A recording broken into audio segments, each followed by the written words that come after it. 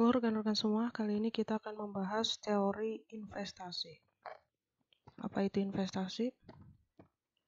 Investasi adalah pengeluaran-pengeluaran yang meningkatkan stok barang atau biasa dikenal dengan capital stock. Stok barang ialah jumlah barang modal dalam suatu perekonomian pada suatu saat tertentu. Jadi, investasi dalam ekonomi makro ialah investasi fisik. Lalu contoh dari investasi fisik itu apa? Contoh dari investasi fisik, di sini saya ada 3 contoh. Yang pertama ialah pabrik dan peralatan. Jadi pabrik dan peralatan, mesin-mesin yang ada di suatu perusahaan itu bagian dari investasi fisik, karena bisa dilihat. Yang kedua ialah bangunan. Investasi yang dimiliki oleh perusahaan, salah satunya ialah bangunan. Rata-rata semua perusahaan punya bangunan. Selanjutnya, investasi fisik yang ketiga ialah persediaan barang. Oke. Investasi dalam konteks ekonomi makro itu dibagi menjadi 2. Yang pertama ialah investasi dalam bentuk barang modal dan bangunan. Jadi yang termasuk di sini ialah ada pengeluaran untuk pembelian pabrik, mesin-mesin, peralatan-peralatan produksi, dan gedung-gedung yang baru. Karena daya tahan barang modal dan bangunan umumnya lebih dari 1 tahun, maka investasi ini sering disebut dengan investasi dalam bentuk harta tetap atau biasa dikenal dengan fixed investment. Yang kedua ialah investasi persediaan. Jadi berdasarkan berbagai pertimbangan, perusahaan seringkali harus memproduksi lebih banyak daripada target penjualan.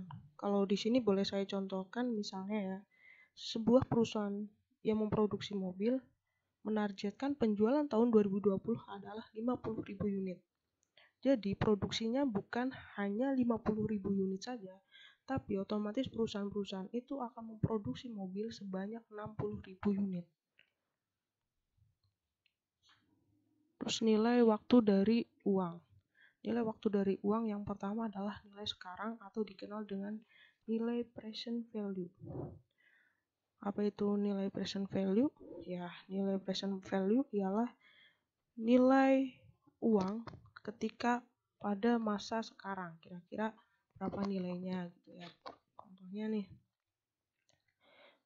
Ada contohnya misal nilai uang 100 juta pada saat ini. Itu berapa kira-kira? Bisa buat beli apa saja. Mungkin ketika sekarang uang 100 juta bisa buat beli rumah gitu ya. Tapi mungkin di waktu yang akan datang uang 100 juta itu tidak bisa buat membeli apa-apa.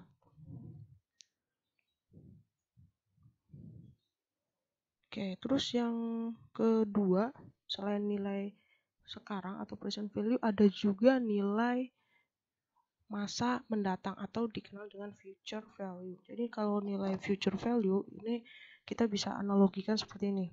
Uang 100.000 tahun 1998 itu mungkin nominalnya sangat berharga gitu ya dibandingkan sekarang. Lalu sekarang kita bisa lihatlah dulu ketika mungkin kalian mengalami uang pecahan 50 rupiah gitu ya, bisa untuk beli bakso. Sekarang 50 rupiah itu tidak bisa buat beli apa-apa. Bahkan permen juga nggak ada yang harganya 50 rupiah. Terus selanjutnya ada kriteria investasi. Apa saja kriteria dari sebuah investasi? Yang pertama adalah kriterianya payback period. Itu kriteria yang pertama, payback period atau dikenal dengan periode pulang pokok, yaitu waktu yang dibutuhkan agar investasi yang direncanakan dapat dikembalikan atau waktu yang dibutuhkan untuk mencapai titik impas. Jadi kapan bisa sampai BEP ya disebut dengan payback period. Yang kedua ada benefit atau cost ratio. Jadi di sini untuk benefit atau cost ratio itu mengukur mana yang lebih besar, biaya yang dikeluarkan dibandingkan hasil atau output yang diperoleh.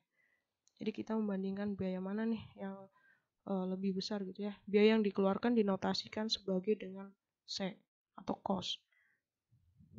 Oke, selanjutnya kriteria investasi yang ketiga adalah net present value atau dikenal sebagai NPV gitu ya. Jadi di sini dua kriteria pertama dapat dihitung berdasarkan nilai nominal. Namun untuk perhitungan dengan penggunaan nilai nominal dapat menyesatkan sebab tidak diperhitungkan nilai waktu dari uang. Tuh. Jadi keuntungan dari metode NPV itu kita bisa menggunakan ada metode di sini ada diskonto gitu ya, ada juga metode ya biasanya pakai metode diskonto.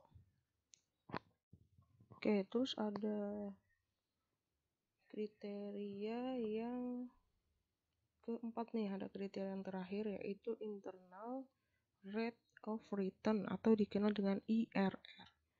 IRR itu nilai tingkat pengembalian investasi, dihitung pada saat NPV sama dengan 0. Jadi keputusan menerima atau menolaknya rencana investasi itu dilakukan berdasarkan hasil perbandingan IRR dengan tingkat pengembalian investasi yang diinginkan atau biasanya dinotasikan dengan R kecil. Oke, terus faktor-faktor yang mempengaruhi tingkat investasi itu ada 3. Yang pertama ada tingkat pengembalian. Jadi yang pertama tingkat pengembalian yang diharapkan. Jadi otomatis kalau kita berinvestasi nih pasti ada dong keinginan berapa sih sesuatu atau imbal jasa yang kita harapkan dari investasi kita gitu ya. Terus yang kedua ada biaya investasi.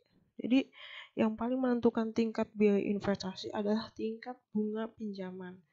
Dimana makin tinggi tingkat bunganya, maka biaya investasi makin mahal. Akibatnya apa? Akibatnya minat seseorang untuk berinvestasi makin menurun. Terus yang ketiga ialah faktor marginal efficiency of capital atau MSC, ada tingkat bunga, marginal efficiency of investment. Nah, itu ada 3 faktor